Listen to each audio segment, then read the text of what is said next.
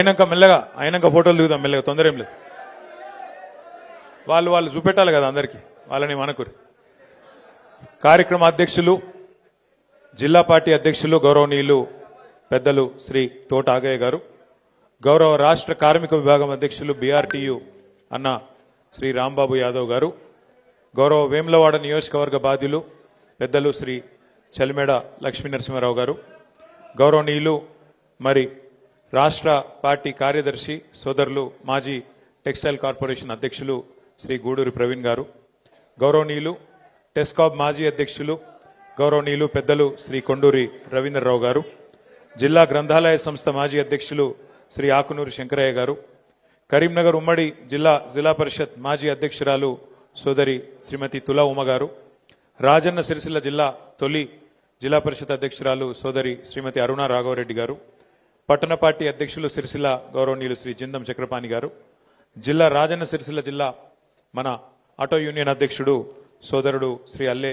శ్రీనివాస్ గారు, జిల్లా గౌరవాధ్యక్షుడు. ఈ కార్యక్రమం ఈరోజు ఇంత అద్భుతంగా జరుగుతుందంటే అందులో ప్రధానమైన పాత్ర పోషించిన తమ్ముడు శ్రీ బొల్లి రామ్మోహన్ గారు, అట్లాగే సెస్ అధ్యక్షులు గౌరవనీయులు శ్రీ చిక్కాల రామారావు గారు, గౌరవ కరీంనగర్ జిల్లా పరిషత్ సిరిసిల్ల జిల్లా పరిషత్ మాజీ ఉపాధ్యక్షులు సోదరుడు సిద్ధం వేణు గారు, అట్లాగే మా తమ్ముడు వెంగల శ్రీనివాస్ గారు, అట్లాగే మన ఈ జిల్లాలోని వివిధ మండలాల నుంచి ఇక్కడికి విచ్చేసిన తంగలపల్లి మండలాధ్యక్షుడు సోదరుడు నాగరాజు గారు, పులి నాగరాజు గారు, ఎల్లారెడ్డిపేట మండలాధ్యక్షుడు సోదరుడు కారప్పూడి శ్రీనివాస్ గారు, గంభీరావుపేట మండలాధ్యక్షుడు ఖాన్బాయ్ గారు, వీర్నపల్లి మండలాధ్యక్షుడు గొడుగు సంజీవ్ గారు, కోనరావుపేట మండలాధ్యక్షుడు వీరమల్ల బాపురెడ్డి గారు, ముస్తాబాద్ మండలాధ్యక్షుడు బాలెల్లు గౌడ్ గారు, ఇల్లంతకుంట మండలాధ్యక్షుడు ఇమ్రాన్ బాయ్ గారు, వేములవాడ మండలాధ్యక్షుడు సయ్యద్ ఉమార్ గారు, తంగళ్లపల్లి అధ్యక్షుడు తమ్ముడు ఎరకల రమేష్ గారు, సిరిసిల్ల లోకల్ 1 అడ్డా అధ్యక్షుడు సతీష్ గారు,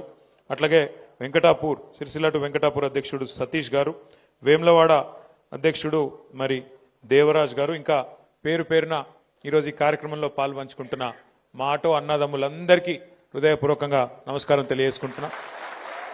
మా పత్రికా మిత్రులకు కూడా హృదయపూర్వకంగా నమస్కారాలు తెలియజేసుకుంటా ఉన్నా. ఆటో అన్నలతో మా అనుబంధం ఈరోజు ఏదో కొత్తది కాదు.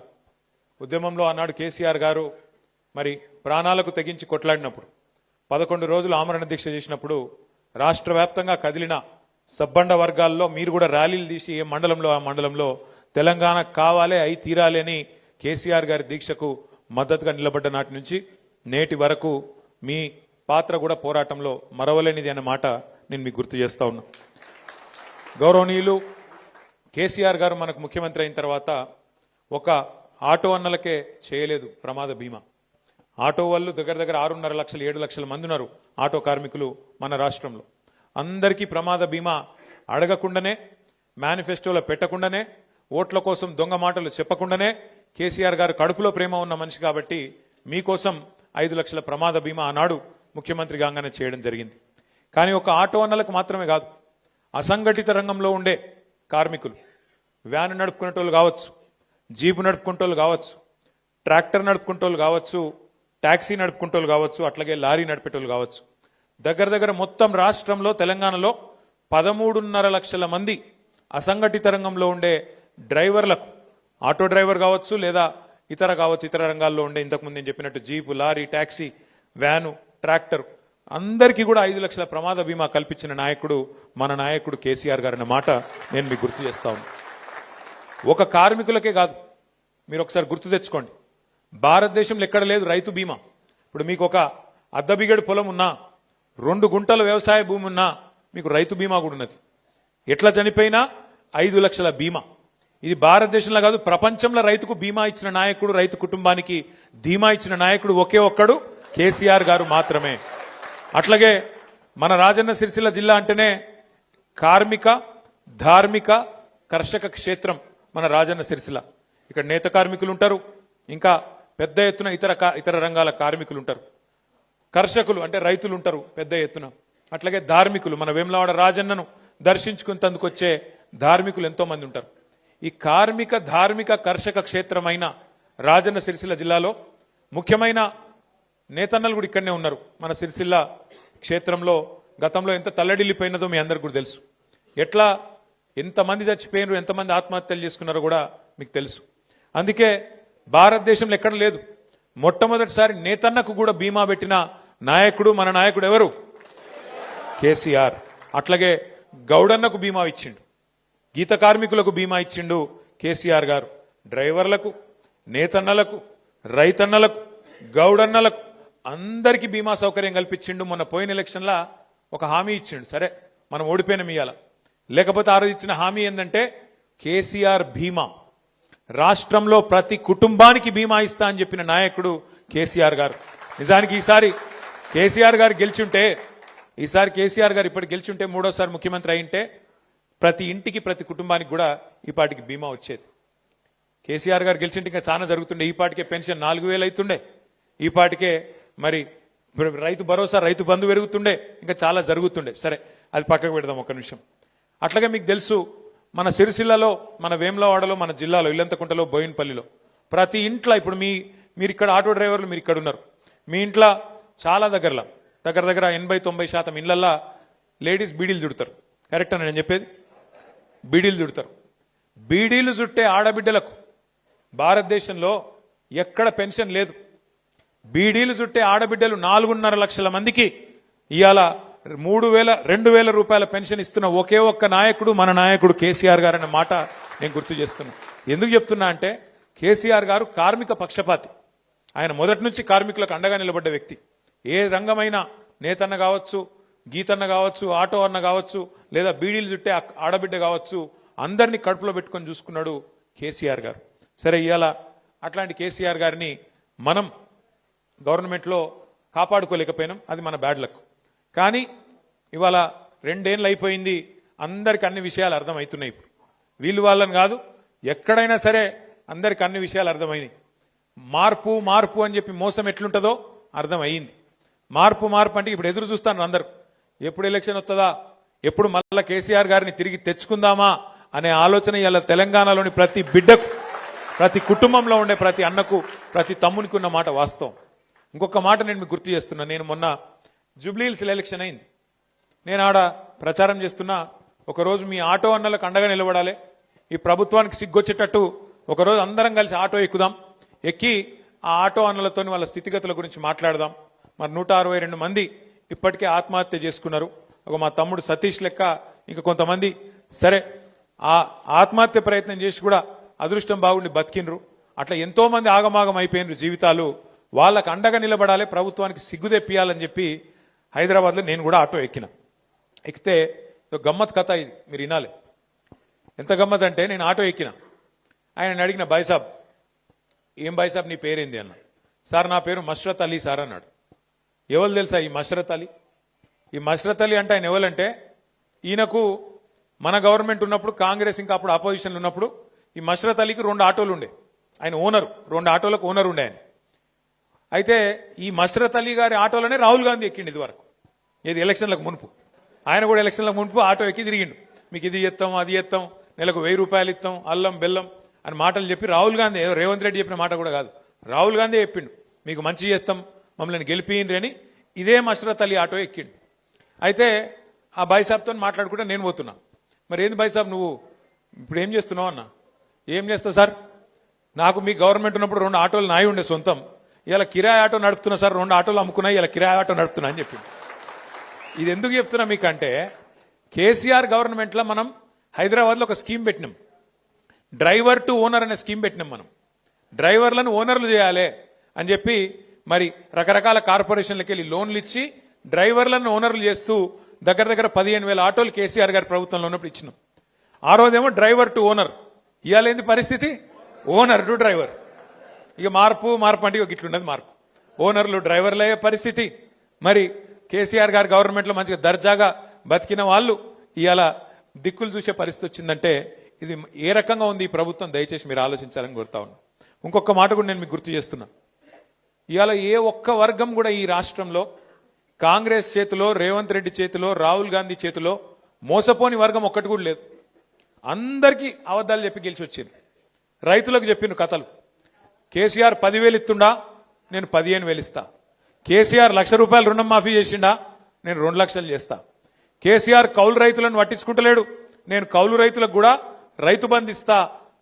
అసలు రైతుకి ఎంత ఇస్తానో కౌలు రైతు కూడా గంతే ఇస్తా అని 22 లక్షల మంది కౌలు రైతులకు ఉత్తరం మరి రాసిండ్రు.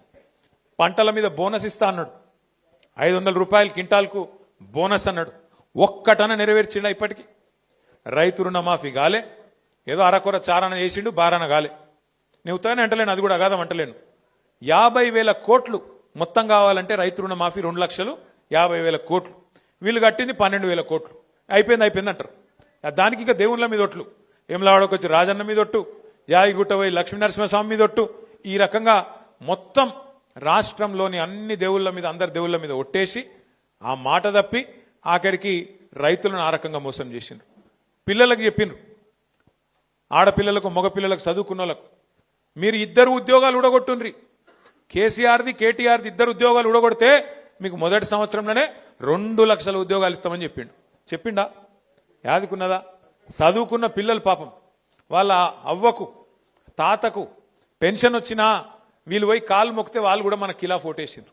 ఈ పిల్లలు పోయి అమ్మా మా కొలువు వస్తుంది, కేసీఆర్ కొలువు పోతేనే మా కొలువు వస్తుంది, రాహుల్ గాంధీ చెప్తాండు నమ్ము అని చెప్పి మొదటి సంవత్సరంలో 2 లక్షల ఉద్యోగాలంటే నమ్మిండ్రు. నమ్మి ఆయనతో వీళ్ళు కాలు మొక్కితే పిల్లలు అయ్యో పాపం పిల్లల కొలువు వస్తుందట అని చెప్పి వాళ్ళని కూడా ఓటేసి గెలిపిస్తే ఇలా పిల్లల్ని కూడా మోసం చేసిండు. మొదటి సంవత్సరంలో 2 లక్షల ఉద్యోగాలు అన్నాడు, 2 ఏళ్ళు అయిపోయింది. 2 ఏళ్ళు కలిపి కూడా ఇప్పటికే 6-7 వేల ఉద్యోగాలు కూడా ఇయ్యలే రేవంత్ రెడ్డి. గతంలో మనం ఇచ్చిన ఉద్యోగాలకి ఇలా ఈయన కాగితాలు ఇచ్చుకుంటా అవి నేను ఇచ్చినా అని అబద్ధం చెప్తా ఉన్నాడు. అట్లాగే రైతులను మోసం, మగపిల్లలను మోసం, ఆడపిల్లలను మోసం, మహిళల్ని కూడా మోసం చేసిండు. ఎన్ని కథలు చెప్పిండు మహిళలకు. అమ్మా సోనియమ్మ చెప్పింది డిసెంబర్ నుంచే ఇస్తా, 2,500 ఇస్తా మీకు, మహాలక్ష్మి ఇంటింటికి ఇస్తా అని చెప్పి అత్తకు 4,000, కోడలకు 2,500 ఇస్తా అని చెప్పి రాష్ట్రంలో ఉండే 1,67,00,000 మంది ఆడబిడ్డల్ని అందరినీ మోసం చేసిండు. వాళ్ళ ఏ ఒక్కరికి కూడా 2 ఏళ్ల తర్వాత కూడా ₹1 ఇచ్చింది లేదు. మీదికెళ్ళి పెద్ద పెద్ద మాటలు చెప్తుండు. మహిళలందరినీ 1,00,00,000 మంది మహిళలనట, 1,00,00,000 మంది మహిళల్ని కోటీశ్వరులు చేస్తా అంటుండు. నాకు తెలియకడితే నాకు లెక్కలు సగం రాదు కానీ 1,00,00,000 మందిని కోటీశ్వరులు చేయాలంటే ఎన్ని కోట్లు కావాలనే? 1,00,00,000 కోట్లు. నీ బడ్జెట్ ఎంత? 2.5 లక్షల కోట్లు, 3 లక్షల కోట్లు. 1,00,00,000 మందిని కోటీశ్వరులు చేయాలంటే అంటే ఇంకెన్ని రోజులు ఈ అబద్ధాలు? 2 ఏళ్ళు అయిపోయాయి. 1,00,00,000 మందిని కోటీశ్వరులు చేస్తా అన్నాడు. ఆడపిల్లలు లగ్గం చేసుకుంటే కేసీఆర్ ₹1,00,000 ఇస్తుండు కదా, నేను తులం బంగారం ఇస్తా. వచ్చిందా అవలకన తులం బంగారం? ఇంకా చెప్పుకుంటా పోతే ఒకటి కాదు. ఇక చదువుకున్న వాళ్ళకి స్కూటీలు ఇస్తా, 420 ఉన్నాయి. ఏం చెప్పాలి? ఎన్ని చెప్పాలి? 420 420 హామీలు నోటికి వచ్చిన అడ్డమైన అబద్ధాలు చెప్పుకుంటా సంపుకొని మొత్తానికైతే ఇవాళ గద్దెనెక్కి కూర్చున్నాడు. కూర్చొని ఏం చేసిండు మరి? 2 ఏళ్ళు మీకు నెలకు ₹1,000 ఎత్తా అన్నాడు. నెలకు ₹1,000, 24 నెలలు అయిపోయాయి. నెలకు 1,000, 6.5 లక్షల మంది ఆటో డ్రైవర్లు అనుకో. నెలకు ఎంత అవుతుంది? 6.5 లక్షలు ఇంటూ 1,000 అంటే 65 కోట్లు. సంవత్సరానికి ఎంత అవుతుంది? 780 కోట్లు. 2 ఏళ్లకి ఎంత అవుతుంది? 1,600, 1,520, 1,560 అట. ఆగానే చెప్తాడు, నాకు లెక్కలు రావు, ఆయనకు బాగానే వచ్చు. 1,560 కోట్లు.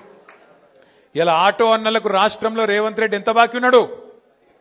1,560 కోట్లు బాకీ ఉన్నాడు. యాది పెట్టుకోరు మీరు. కాంగ్రెస్ వాడు మళ్ళీ ఓటాడితే చెప్పాలి, బిడ్డ బాకీ ఉన్నావు, అదేవాడు కడతాడు రా అని అడగాలి. ఒక్కొక్క ఆటో మీద ఎంత బాకీ ఉన్నాడు? 2 ఏళ్లకు 24,000, నెలకు ₹1,000 చొప్పున 24,000 రూపాయలు బాకీ ఉన్నాడు. రేవంత్ రెడ్డి ఏమనుకుంటాడు ఎరికేనా? నాకు ఎరికే. ఏమనుకుంటాడంటే వీళ్ళంతా అమాయకులు, ఆఖరికి ఒక 6 నెలలకి ఇత్త అయిపోయాక ఇప్పటి నుంచి ఎందుకు, ఆఖరి 6 నెలలకి ఇత్త అన్ని మర్చిపోతారు మనోళ్ళు. అప్పుడే బుస్సుమంటారు, అప్పుడే తుస్సుమంటారు. ఏం కాదు, ఆఖరి 6 నెలలు ఇచ్చి నేను మాయ చేస్తా, మాయ చేసి మళ్ళా డైలాగులతోని నేను మళ్ళా గెలుచుకొని వస్తా అనే ధీమా మీద ఆయన ఉన్నాడు. ఆడపిల్లల్ని అట్లే మోసం చేసిండు, మిమ్మల్ని మోసం చేసిండు. ఇంకా గమ్మతేం తెలుసా? ఆటో సంక్షేమ బోర్డు అన్నాడు, నెలకు ₹1,000 అన్నాడు. కానీ కేసీఆర్ గారు 13.5 లక్షల మందికి ఆటో డ్రైవర్లకు, అదేవిధంగా మిగతా రంగాల్లో ఉండే అసంఘటిత రంగంలో ఉండే డ్రైవర్లకు ప్రమాద బీమా తెస్తే దాన్ని కూడా ఊడగొట్టిండు. ఇలా మీకు బీమానే లేదు. అందుకే పోయినసారి సతీష్ ఆత్మహత్య ప్రయత్నం చేసినప్పుడు ఎల్లారెడ్డిపేటలో ఆ అశ్విని దవాఖానకు పోతే అక్కడ బయటకు వచ్చినాక నేను ఆగన్నకు, మన రామ్మోహన్ కు, మనోళ్ళందరికీ చెప్పి అట్లా కాదు, మనమన్నా చేద్దాం, ఈ ప్రభుత్వానికి సిగ్గు రావాలి, వీళ్ళకి నిజంగా సిగ్గు లేదు, ఉన్నది కూడా ఊడగొట్టిండి ఈయన అని చెప్పి ఆలోచించి లెక్కలు తీయమని తీస్తే మనోళ్ళు ఏం చెప్తున్నారంటే దగ్గర దగ్గర 7 నుంచి 8 వేల మంది ఆటో డ్రైవర్లు ఉంటారు మన రాజన్న సిరిసిల్ల జిల్లాలో అని చెప్పిండ్రు. నేనేం చెప్పినా అంటే ఒక ప్యాసింజర్ ఆటోనే కాదు, ట్రాలీ ఆటో ఉండొచ్చు, లేదా ఇంకొక మాట కూడా నేను మీకు ఇస్తా ఉన్నా ఈరోజు. ఒక ప్యాసింజర్లు మాత్రమే కాదు, ప్యాసింజర్ ఆటోలు మాత్రమే కాదు, ట్రాలీ ఆటోలు కానీ, వ్యాన్లు కానీ, అట్లాగే జీపులు కానీ, లారీలు కానీ, ట్యాక్సీలు కానీ, ట్రాక్టర్లు కానీ, వాళ్ళ లిస్టు కూడా తీయండి. వాళ్ళకు కూడా సంక్రాంతి వరకు వాళ్ళందరూ కూడా ఇన్సూరెన్స్ చెప్పిద్దామని చెప్పి కూడా నేను మీకు విజ్ఞప్తి చేస్తా ఉన్నాను. చాలా చాలా చాలా సంతోషం, మంచిగా అనిపించింది. లక్ష్మీనరసింహారావు గారు మాట్లాడితే వారు అన్నారు వాళ్ళకు ఆరోగ్య సమస్య వస్తే నేను కార్డు ఇస్తా, మా కరీంనగర్లో మా చెల్మేడ ఆనందరావు దవాఖాన ఉంది, ఆ దవాఖానాలో ఉచితంగా వైద్యం ఇప్పిస్తా అన్నారు. వారికి కూడా గట్టిగా సపట్లు కొట్టి ఒకసారి అభినందనలు చెప్పాలని చెప్పి కూడా నేను కొడతా ఉన్నాను. ఈరోజు మనం రాజన్న సిరిసిల్ల జిల్లాలో తీసుకున్న ఈ కార్యక్రమం నాకు తెలిసినంత వరకు ఇంతకుముందు రాంబాబు యాదవ్ గారు చెప్పినట్టు ఒక 10 మందికి ఆలోచన కలిగిస్తుంది, 10 మందికి ప్రేరణ కలిగిస్తుంది, మిగతా జిల్లాలో కూడా కదలిక వస్తుందని చెప్పి నేను ఆశిస్తా ఉన్నా. మే 1 కార్మిక దినోత్సవం తప్పకుండా నేను రాంబాబు యాదవ్ గారిని కూడా కోరుతా ఉన్నా. మరి ఇప్పుడు మనం డిసెంబర్ మాసంలో ఉన్నాం, జనవరి, ఫిబ్రవరి, మార్చి, ఏప్రిల్ ఇంకా 4 నెలలు ఉంది. ఈ 4 నెలల్లో మొత్తం అన్ని జిల్లాల్లో కూడా ఆటో కార్మికులను సంఘటితం చేయండి. రాబోయే బడ్జెట్లో గనక రాష్ట్ర ప్రభుత్వం ఆటో సంక్షేమ బోర్డు పెట్టకపోతే హైదరాబాద్ లో మహాధర్నాకు దిగుదాం పెద్ద ఎత్తున హైదరాబాద్ లో. ఎందుకంటే మీకు తెలుసు సరిగ్గా 16 ఏళ్ల కింద కేసీఆర్ గారు ఇదే డిసెంబర్ నెలలో కొట్లాడితేనే తెలంగాణ వచ్చింది. కాంగ్రెస్ వాడు ఏది మర్యాదగా ఇయ్యాడు, గల్లా పట్టుకుని క్యాబే అంటేనే ఇస్తాడు, గల్లా పట్టుకోవాలి క్యారే అంటేనే ఇస్తాడు తప్ప లేకపోతే ఇయ్యడు. అందుకే నేను అంటున్నా మర్యాదగా బడ్జెట్లో పెట్టినరా సరే సరి, లేదంటే ఫిబ్రవరి మాసంలో బ్రహ్మాండంగా హైదరాబాద్ లో ఒక మహాధర్నా కార్యక్రమం పెట్టుకుందాం, ప్రభుత్వం దిగి వచ్చేదాకా వాళ్ళు ఎంబడబడదామని చెప్పి కూడా నేను విజ్ఞప్తి చేస్తా ఉన్నా. ఇంకా కొన్ని ఆలోచనలు కూడా ఉన్నాయి. మీరందరూ కలిసి మరి ఒక మంచి క్రెడిట్ సొసైటీగా ఏర్పడితే మన జిల్లాలో క్రెడిట్ సొసైటీగా, కోఆపరేటివ్ సొసైటీగా మీరు ఏర్పడితే నేను మా అన్న ఆగన్నకు రిక్వెస్ట్ చేస్తున్నా, కూర్చోబెట్టి మాట్లాడు. కొన్ని దగ్గరలో చేసినట్టున్నారు. సొసైటీకి ఏర్పడితే కొన్ని లాభాలు కూడా ఉంటాయి, కొన్ని మైక్రో లోన్స్ వస్తాయి. మీకు కూడా కొంత ఇప్పుడు వ్యాపారం నడుస్తలేదు కాబట్టి ఆగమాగం ఉన్నది కాబట్టి పరిస్థితి ఎవరు చచ్చిపోకుండా ధైర్యం ఇచ్చినందుకు. ఆ రోజు కేసీఆర్ గారు 2005-6లో ఇక్కడ సిరిసిల్లలో నేతన్నలు చచ్చిపోతుంటే 50 లక్షల రూపాయలు తీసుకొచ్చి ఇక్కడ ఒక సొసైటీ ఏర్పాటు చేసి పద్మశాలి సంఘం పెద్దలకు, అప్పుడు వంగర నరసయ్య గారని పెద్ద మనిషి ఉండే, వారి చేతుల్లోనే డబ్బులు పెట్టి ఇప్పటిదాకా లోన్లు నడుస్తూనే ఉన్నాయి. వేలాది మందికి లాభం కూడా దాంతో జరిగింది. ఎవరు చచ్చిపోకండి, తెలంగాణ వచ్చినాక నేను కాపాడుకుంటా అని చెప్పి ఆ రోజు ధైర్యం చెప్పిండు కేసీఆర్ గారు. ఇవాళ నేను కూడా మిమ్మల్ని కూడా కోరేది ఒకటే, మీకు అండగా మేమున్నాం. కష్టమైన నష్టమైన ఒక సొసైటీ ఏర్పాటు చేసుకొని దానిలో కొంత మూల నిధి పెట్టుకొని తప్పకుండా సూక్ష్మ రుణాలు అంటే మైక్రో లోన్స్ ఇచ్చుకొని మీరు ఎక్కతక్క మళ్ళీ ఆగం కాకుండా ఎవరికైతే అవసరం ఉందో వారే నడుపుకునేటట్టు ఒక సొసైటీ లెక్క ఏర్పాటు చేద్దాం. దానికి కూడా ఆ కార్యక్రమానికి కూడా రాజన్న సిరిసిల్ల జిల్లా నుంచే శ్రీకారం చుడదామని చెప్పి కూడా నేను మీకు విజ్ఞప్తి చేస్తా ఉన్నా. 162 మంది ఆటో డ్రైవర్లు ఇప్పటికే ఆత్మహత్య చేసుకున్నారు. ఇవి ఖచ్చితంగా ప్రభుత్వ హత్యలే, ఇవి ఏ అనుమానం లేదు. ఎందుకంటే ఫ్రీ బస్ అంటాడు, ఫ్రీ బస్ కూడా ఫ్రీ ఎట్లయితుంది నాకు తెలియక అడుగుతా. లేడీస్కు ఫ్రీ అట, మగవాళ్ళకు డబల్ టికెట్ అట, అది ఫ్రీ ఎట్లయితుంది? అదే మళ్ళా ఇంట్లో ఉండే పిల్లలకు, ఇంట్లో చదువుకునే పిల్లలు ఉంటే వాళ్ళ బస్ పాస్ ఛార్జీలు 25% పెంచిండు. అప్పుడు మొత్తం ఇంటి మీద ఎక్కువ పడ్డట తక్కువ పడ్డట, మరి అదేం ఫ్రీ బస్సో నాకైతే తెలియదు. ఏమనంటే free bus okay, free bus పెట్టు, కానీ ఇటు ఆటో ఓనర్లను కూడా కాపాడు. చనిపోయిన 162 మంది ఎవరైతున్నారో ఆటో ఓనర్లు వాళ్ళ లిస్టు కూడా అసెంబ్లీలో నేను ఇచ్చిన, ముఖ్యమంత్రికి తెలియక కాదు, పేరు ఇచ్చిన, ఊరు పేరు ఫోన్ నంబర్తో సహా లిస్టుతో సహా ఇచ్చినాం. మరి నిజంగా ఈ ప్రభుత్వానికి ఆటో ఓనర్ల మీద ప్రేమ ఉంటే, చిత్తశుద్ధి ఉంటే ఒక్కొక్క కుటుంబానికి, చనిపోయిన ఆటో కార్మికుడి కుటుంబానికి 10 లక్షల నష్టపరిహారం కూడా వెంటనే చెల్లించాలని చెప్పి కూడా ఇవాళ సిరిసిల్ల జిల్లా వేదికగా మనందరం డిమాండ్ చేద్దాం. ఫిబ్రవరి మాసంలో అంటే బడ్జెట్ సెషన్ కంటే ముందే తప్పకుండా అన్ని జిల్లాలలో మీరు కార్యక్రమం డిజైన్ చేయండి. అన్ని జిల్లాలలో తిరిగి మీ బీఆర్టీయూ తరఫున మీరు ఆర్గనైజ్ చేయండి. ఫిబ్రవరిలో హైదరాబాద్లో ఒకవేళ ఈ ప్రభుత్వం ముందుకు రాకపోతే బడ్జెట్లో పెట్టేందుకు మనమే కొట్లాడదాం. కొట్లాడి తెలంగాణ ఎట్లయితే సాధించుకున్నామో అట్లాగే మన హక్కులు కూడా సాధించుకుందామని చెప్పి మళ్ళొక్కసారి మీకు విజ్ఞప్తి చేస్తూ మరి అందరికీ భోజనం కూడా అరేంజ్